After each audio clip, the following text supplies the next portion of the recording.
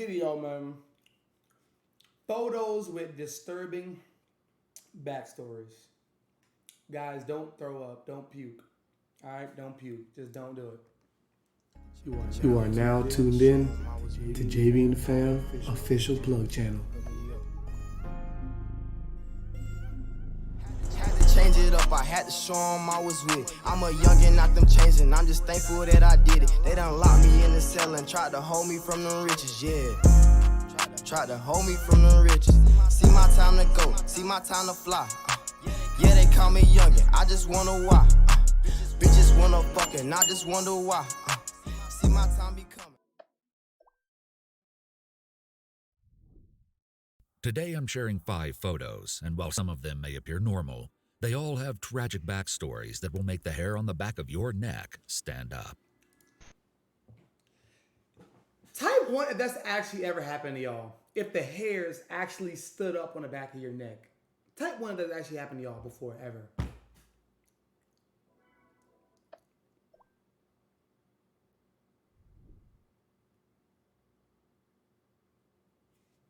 Like, what niggas be coming up with? Like, what?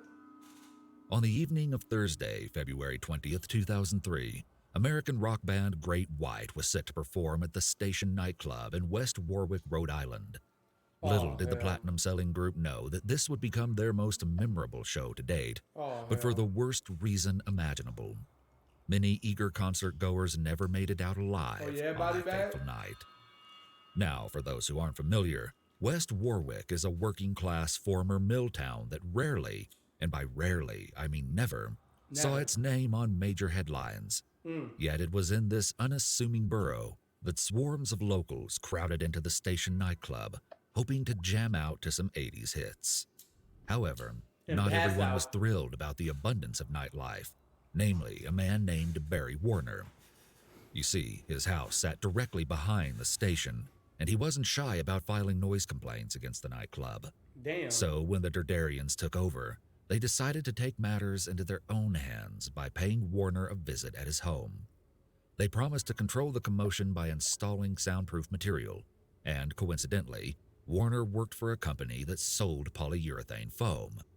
So they sweetened the deal by purchasing their insulation through him and promptly put it up all over the interior of the building. But as you'll soon see, that choice would forever haunt the Durdarian brothers. Oh, shit. Now, where were we? Ah, yes. It was your typical New England winter night outside, with freezing temperatures and snowbanks lining the icy roads. But inside the packed nightclub, 462 enthusiastic patrons pushed ahead to get a glimpse of the stage and order drinks at the bar.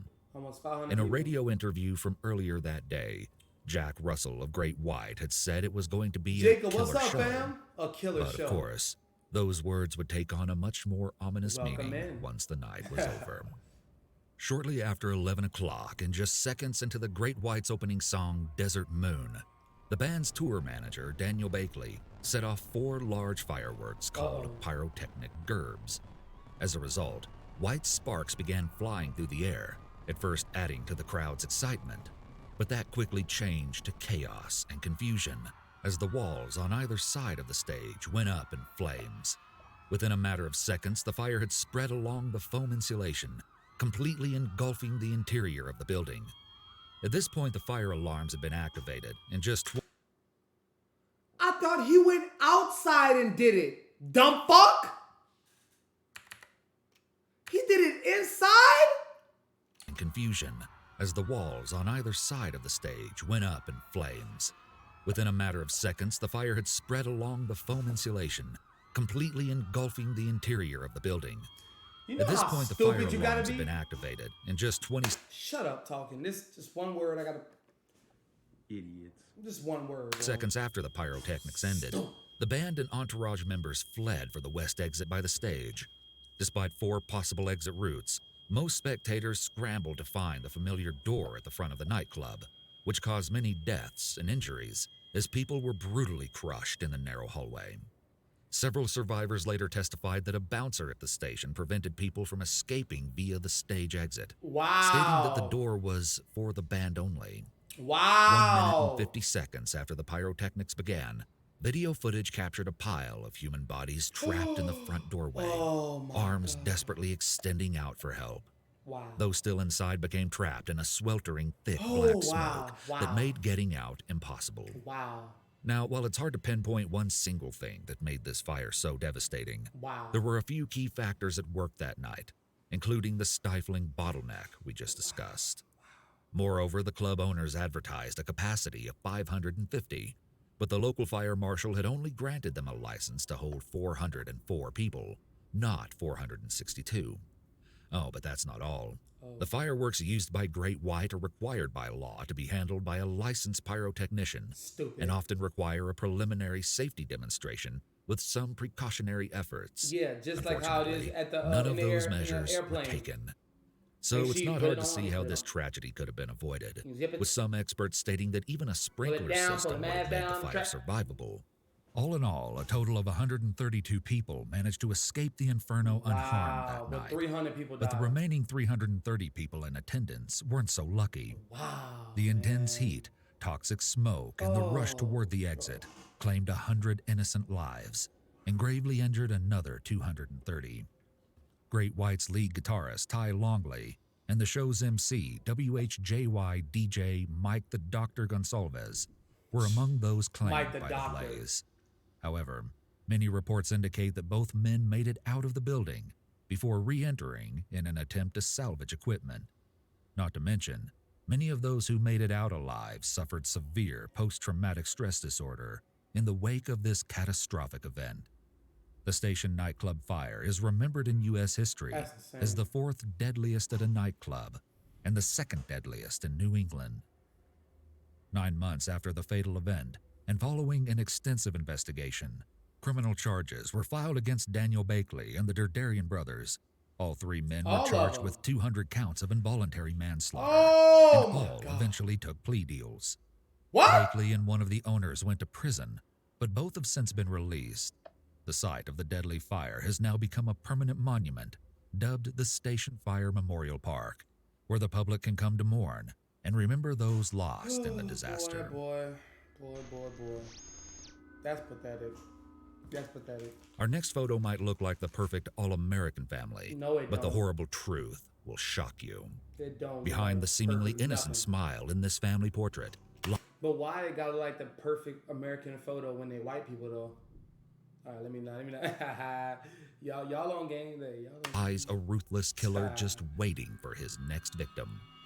Starting from the beginning, the fuck? John Edward Robinson was born on December 27, 1943, You in already- Cicero, Illinois, You as the already second done. of 5 children to an alcoholic father and a strict disciplinarian mother. You already In off. 1957, he was enrolled at Quigley Preparatory Seminary in Chicago. However, he dropped out after only 1 year due to disciplinary issues, something that would continue to be problematic into his adult years. Yeah, because in the 50s they was doing cocaine and sniffing coke off chick titties. Duh. Why would I go to class? In 1961, Robinson enrolled at Morton Junior College in his hometown with hopes of becoming a medical radiographer, but dropped out after 2 years. The following year, he moved to Kansas City, married a woman named Nancy Jo Lynch, and by 1971, the couple had 4 children together. Damn. Despite Wait, never what? graduating, Wait, and by wait. 19 following year, Hold he on. moved to Kansas City, married a Wait, let me but go dropped back. out after 2 years. The following year, he moved to Kansas City, Okay. married a woman named Nancy Jo Lynch, Okay. and by 1971, the couple had 4 children together. So I'm okay. Despite never graduating from college, Robinson used forged credentials to land several hospital jobs, Wow. one of which he was arrested for embezzling $33,000 from the practice. That's it. He was sentenced to 3 years probation, quite the slap on the wrist if you ask me. And to absolutely no one's surprise, he continued along the path of crime. All the while, he hid his dark side behind a wholesome persona, serving as the community scoutmaster, baseball coach, and Sunday school teacher.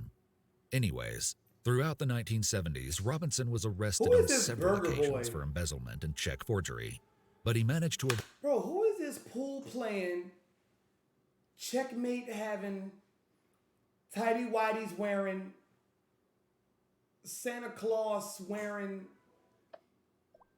Masonic. All right. avoid jail time with the exception of one 60-day sentence. Additionally, Robinson had begun demonstrating an affinity for extreme fetishes. As a result, cracks were forming in his marriage to Nancy Jo, but she was determined to make it work for their children. Of course. Yet in the early 1980s, Robinson's behavior took a turn. In 1984, after establishing a bogus hydroponics business and 2 fraudulent shell companies, Robinson hired a 19-year-old rider and figure skater named Paula Godfrey to work for him as a sales representative. The young woman informed her loved ones that she was flying to San Antonio for training. But after several days with no contact, Godfrey's parents filed a missing persons report. Investigators questioned Robinson right away, but he denied any knowledge of her whereabouts. And after a typewritten letter arrived at her parents' house with Godfrey's signature at the bottom, the investigation into her disappearance was swiftly terminated. No trace of Paula Godfrey has ever been found. In 1985, Robinson started using the fake name John Osborne, and during this time he met 19-year-old Lisa Stacy and her 4-month-old baby girl, Tiffany, at a women's shelter called Hope House in Kansas City. A few days later, the con artist reached out to his brother and sister-in-law, who had been trying without success to adopt a baby, and told them he found a baby whose mother had taken her own life. Robinson charged them $5,500 in legal fees to adopt Tiffany, and as part of a startling new trend, Lisa Stacy was never seen or heard from again. Now, get this. The man dressed in yellow and beaming at the camera in this happy family photo is John Robinson. Oh, and the baby he's holding, that's Tiffany, the little girl he had just stolen from Lisa Stacy, who he presumably murdered. Meanwhile, Catherine Clampett, a 27-year-old mother, was hired by Robinson in 1987, and while not much is known about her personal life, she disappeared in June of that year. Her missing persons case is still open to this day. At long last, Robinson found himself incarcerated from 1987 to 1991 in Kansas on multiple fraud convictions, and from 1991 to 1993 in Missouri for an additional fraud conviction and several parole violations. However, during this time at the Western Missouri Correctional Facility, he met Beverly Bonner, the prison librarian, who dropped everything to move to Kansas with Robinson following his release. Her name is Beverly Bonner. However, Robinson quickly I knew nobody could stand her. orchestrated a plan to have her alimony checks forwarded to his post office box, and Bonner's family never heard from her again. Often referred to as the internet's first serial killer, Robinson took to social networking sites in the mid-90s under the screen name Slave Master and portrayed himself as a wealthy businessman and philanthropist searching for a submissive partner. That's how he met Sheila Faith and her 15-year-old daughter, Debbie, who suffered from spina bifida. The close-knit mother and daughter moved from California to Kansas City after Robinson offered to pay for Debbie's medical expenses. And yes, you guessed it, they were never seen alive again. In 1999, Robinson hired Isabella LaVista, a young Polish immigrant and spectacular artist, as his personal slave. But like the others, she vanished without a trace shortly after. Around this same time, a licensed nurse named Suzette Troutman relocated from Michigan in response to the sick predator's online requests. But she went missing in no time flat. Growing increasingly careless with his crimes, the cold-blooded killer was arrested in 2000 for theft and battery. But authorities knew there was far more to the story after searching his farm near Lacey, Kansas. A task force recovered. Yeah. Oh, shit. Excuse me. It's that drink. Oh, yeah. I got a woman way uptown that just took me. Oh, yeah. Say, I got a woman way uptown that's good to me. Oh, yeah. She give money when I'm in need. Yeah, she traveling, bring me. Oh, she order uptown. That's good to me. Oh yeah. See, I got a woman way uptown. That's good to me. Oh yeah. All right, here you go. Covered 2 decaying bodies on his property, identified as Isabella LaVisca and Suzette Troughton, stored in chemical drums. 3 more bodies were discovered when searching a storage facility where Robinson rented 2 garages.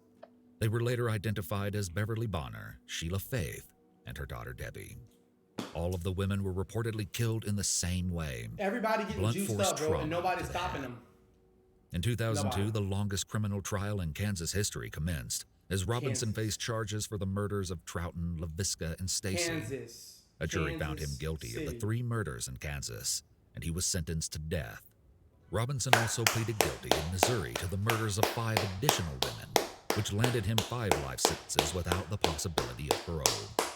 However, both Kansas and Missouri police fear that there are countless undiscovered victims of this crazed madman. They are, but they ain't getting no Still, justice. as of So. 2021, he remains on death row at the El Dorado Correctional Facility in Yes, sir. Kansas. Yes, John sir. Edward Robinson might have succeeded in fooling those around him into thinking he was nothing more than a charming, church-going family man. But after several long decades, justice was finally served when he was exposed as the sadomasochistic murderer he's always been. Wow. Baby Tiffany is now all grown up and a proud mother of boys. And as for the women who didn't survive their encounter with Robinson, their memories will live on forever in the hearts of those who loved them. Number 3. God. Now, let's move on to yet another family Oh, photo my with a backstory goodness. so shocking. This look like a fucking Insidious movie cover. Insidious Mama movie trailer. These little squirts. It's badass demon babies. It's sure to keep you awake at night. Not only did the horrific events in this story take place on Christmas Day, but they were at the hand of the person this family should have Christmas trusted Day. most. As seen in this old portrait, the Lawson family consisted of Charles Davis Charlie Lawson, his wife Fanny, and their 7 children, Marie, I gotta Arthur, sleep. He's just Carrie, talking. Maybelle, James, Raymond, and Mary Lou, ranging in age from 17 to 4 months. They also had an 8th child named William, born in 1914, just after Arthur. But sadly, he died of pneumonia in 1920 at age 6. Man. The family worked for years as tenant tobacco farmers, eventually earning enough money to buy their own farm in 1927 on Brook Cove Road in Germantown, North Carolina.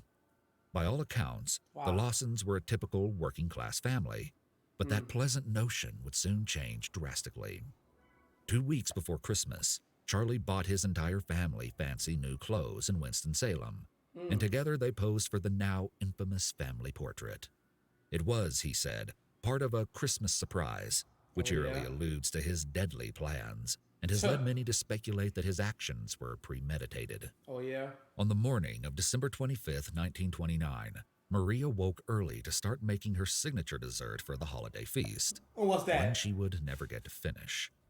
Meanwhile, Arthur asked his father I bet she wasn't cooking no goddamn sweet potato pie. She was making no bread pudding. She wasn't making no banana nut bread.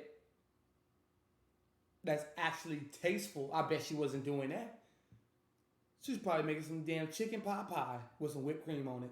Come on. What's her name? Nancy? Stacy? Come on, bro. for shotgun shells to hunt rabbits, but Charlie told him he was all out and deliberately sent his oldest son into town to buy more.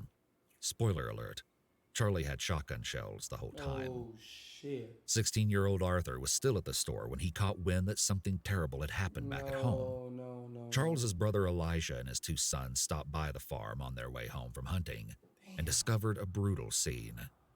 Right there, in the tobacco barn, they found two young girls, Carrie and Maybelle, shot and bludgeoned to death.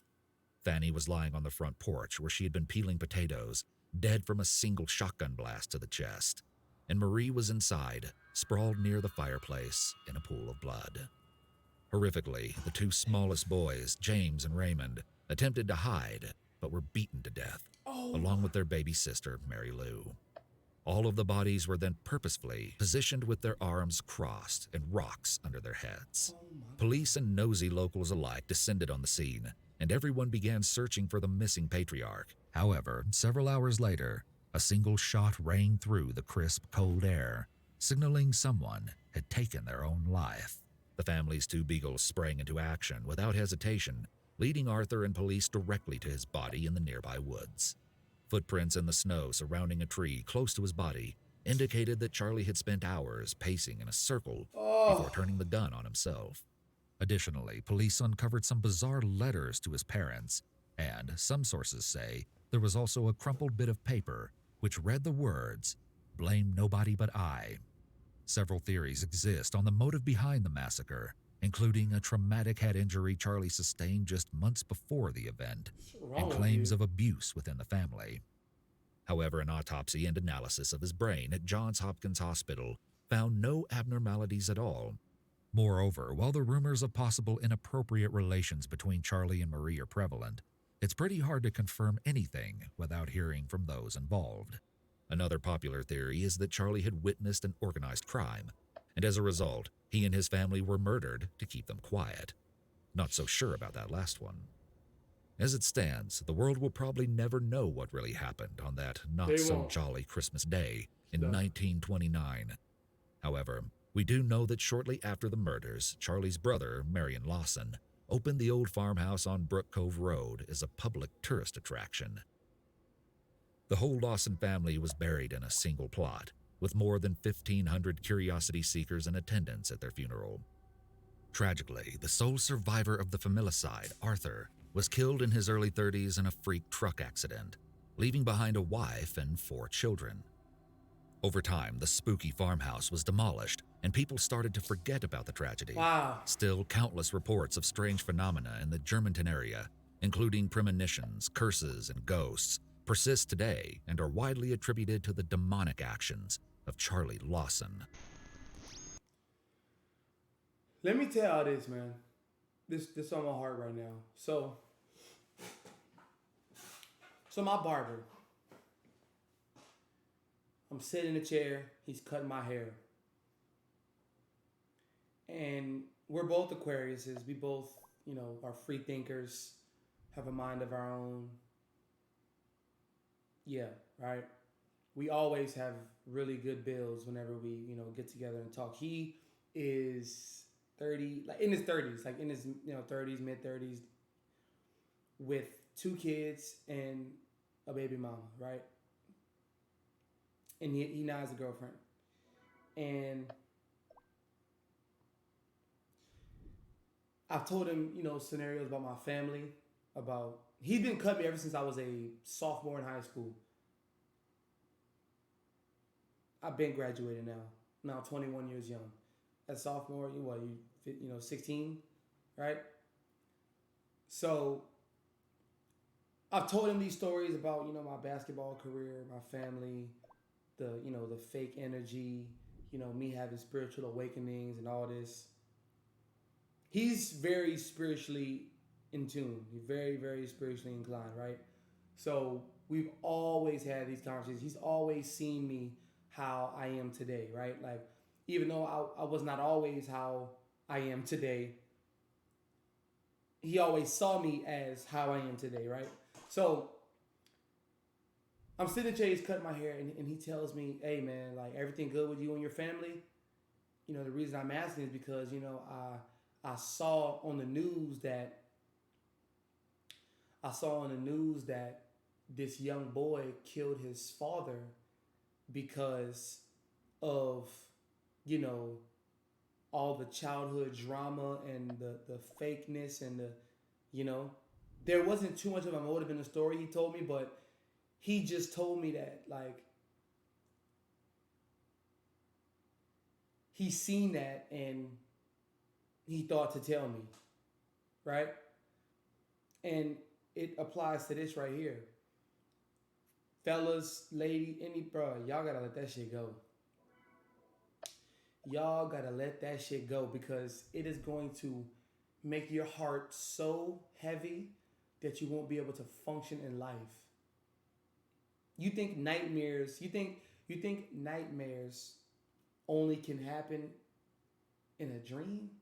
Guess again. The guilt, the pain, being so afraid, being scared is literally going to eat you alive. So, you know, for those of y'all who don't have your dad in your life, your mom in your life, whether, you know, they did something to you, for you, that you didn't like, you didn't agree with, man, let it go. Let it go. Learn to love it, learn to embrace it.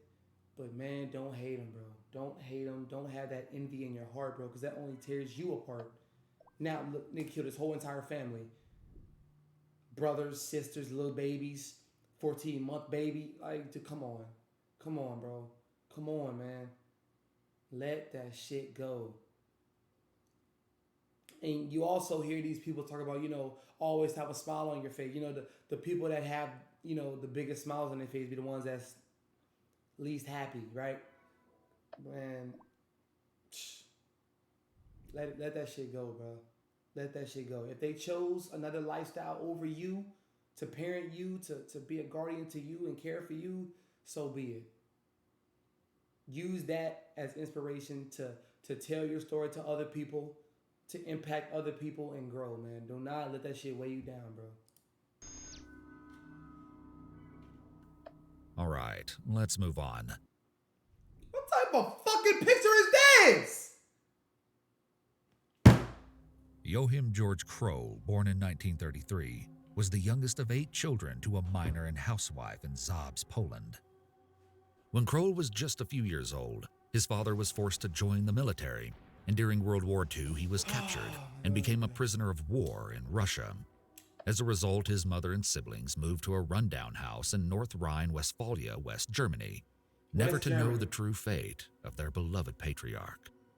Now, we don't know a ton about his childhood, but several sources described Kroll as a frail and introverted boy with low intelligence who wet the bed beyond a normal age. He was also extremely dependent on pissy head ass boy.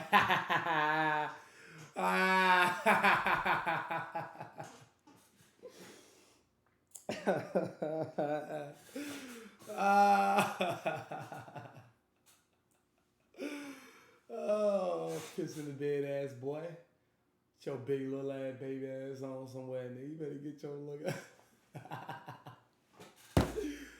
Like, bro, when did ribbon become a bad thing? Like, when did cracking jokes become such a bad thing? Like, something like that? Nigga, what, bro? I'm cracking your ass down. You about 6'2", pissing the bed at 17, your big ass baby ass, wet the bed. You still having nightmares, nigga sucking your thumb with your pacifier, nigga. But like, when did making jokes like that become so cruel, bro? Especially to us as boys. Soft ass niggas, man. Soft ass niggas, man. Dash, what's up, King? and attached to his mother, What's up, who he bro? lived with until she passed away in 1955. Kroll was 22 years old at the time, and by all accounts, he simply lost control following her death. You big ass Of course, baby. it's hard to pinpoint just one factor in determining what caused him to snap, but there's no denying that several of his early life experiences could have significantly contributed to the brother, I've been development amazing, of fam. various psychiatric Been disorders. amazing, bro. In February Living life. 1955, Kroll met Irmgard Strell, a 19-year-old runaway who he viciously assaulted, Oh my strangled, God. and stabbed 4 times in the neck. Her disemboweled body was found 5 days later in a barn in Ludenhausen. In June 1959, Kroll found his next victim, 24-year-old Clara Going on a Frieda massacre. Tesmer. She was walking down the road when he attempted to 'Cause grab you her mad at arm, life. but when Going she on a fought back, massacre with he women. struck her in the head before strangling and assaulting her as well. Man, look, Heinrich bro. Ott, a local mechanic, was wrongly convicted of the crime and ultimately hanged himself What's in up with jail. you, Dash? Anything new? The very next month, this bloodthirsty beast took yet another life when he encountered Manuela Knott in the city park of Essen. Gotta do After it now. strangling her to death, That's Kroll not her. assaulted her Oops. body and carved slices of flesh from her buttocks and thighs. At this time, Kroll took a break from his killing spree to get an apartment and work as a restroom attendant. His neighbors and the local children had nothing but good things to say about the seemingly harmless man. You see, this is back when there's no Snapchat filters. There's no locations. Find my iPhone. There ain't none of that. Nigga just doing that shit, sneaking them off, dipping and dodging, finding an apartment, finding a job, getting another chick, acting brand new, acting totally different, then killing her, then going on another.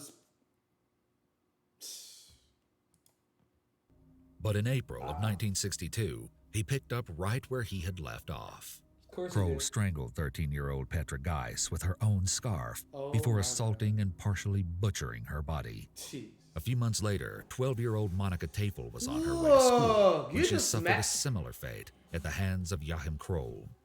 The cruel predator killed her the same way he had the others. A man named Walter Quicker was wrongfully arrested for the crime, and while he doing was that later work, Ryan released, Dash? he was driven to suicide by suspecting neighbors. Don't get lost in that shit. Another though, bro, murder you of know? an adolescent girl named Barbara Learn how to Bruder make some time for took place yourself. in 1962, Socialize, although her body has never laugh, been you know. found. And in 1965, Kroll claimed his first male victim, 25-year-old Herman Schmitz. In September 1966, Ursula Rowling was strangled in Forster Bush all Park, these goddamn and her stories. boyfriend, Nobody Adolf watching. Schickel, Nobody took looking. his life after being falsely accused of the savage attack. And just 3 months later, Kroll hit an all-time low when he assaulted and drowned a 5-year-old named Ilona Hark. My Oh, and care to hear the most sickening part of all? no. After every senseless murder, Kroll would cook the flesh of his victim and consume it in some sort of twisted ritual.